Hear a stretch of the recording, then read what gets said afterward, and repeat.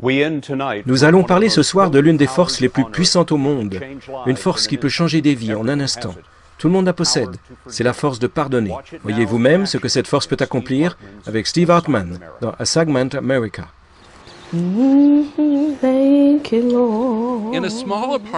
Dans un petit immeuble au nord de Minneapolis, une assistante maternelle de 59 ans chante ses louanges à Dieu, sans aucune raison apparente. En fait, s'il y a quelqu'un qui devrait en vouloir au Seigneur, c'est bien Mary Johnson. On ne lui a pas laissé sa chance, dit-elle. En février 1993, son fils, Laramiun Byrd, est tué au cours d'une dispute lors d'une soirée. Il a 20 ans. Elle n'a pas d'autre enfant. Mon fils est mort, dit-elle. Le tueur est un adolescent de 16 ans nommé O'Shea Israel.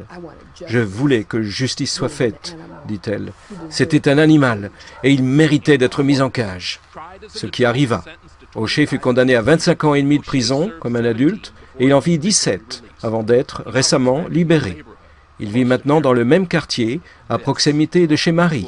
Tout près, à vrai dire. En fait, juste à côté. Oui, juste à côté, dit-elle.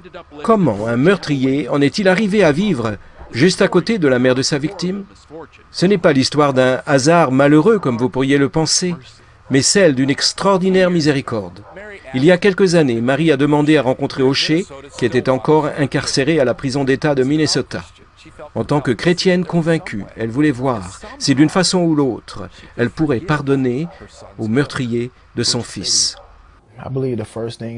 Qu'est-ce qu'elle vous a dit? Je crois que la première chose qu'elle m'a dit, c'était « Je ne vous connais pas, vous ne me connaissez pas, on peut partir de là. » Je ne revenais pas. Au dire d'O'Shea, ils se sont ensuite rencontrés régulièrement. Quand il est sorti de prison, elle l'a présenté à son propriétaire, lequel, avec la bénédiction de Marie, a invité O'Shea à s'installer dans l'immeuble. Aujourd'hui, non seulement ils vivent proches l'un de l'autre, mais ils sont proches l'un de l'autre. De toute évidence, Marie a su pardonner. Refuser de pardonner, dit-elle, c'est comme un cancer, ça vous dévore de l'intérieur. Ça n'a rien à voir avec l'autre. Le fait de pardonner ne retire rien à ce qu'il a fait. Oui, il a tué mon fils, mais le pardon, c'est pour moi. Pour O'Shea, les choses n'ont pas été très faciles. Je ne me suis pas complètement pardonné à moi-même, dit-il. C'est quelque chose que j'apprends à faire. C'est un processus, et c'est en cours. C'est pour cela qu'O'Shea est bien occupé à faire ses preuves. Il travaille de jour au dépôt de recyclage et le soir il va à l'université. Il dit que pour payer sa dette à Marie qu'il lui a pardonnée, il est résolu à tout faire pour se rendre utile à la société. En fait, il a déjà commencé, en chantant les louanges de Dieu et son pardon, dans les prisons, les églises, devant de grandes assemblées, un peu partout. Le pardon, c'est quelque chose de puissant, témoigne-t-il. Et voilà pourquoi Marie peut maintenant louer Dieu et chanter sa reconnaissance.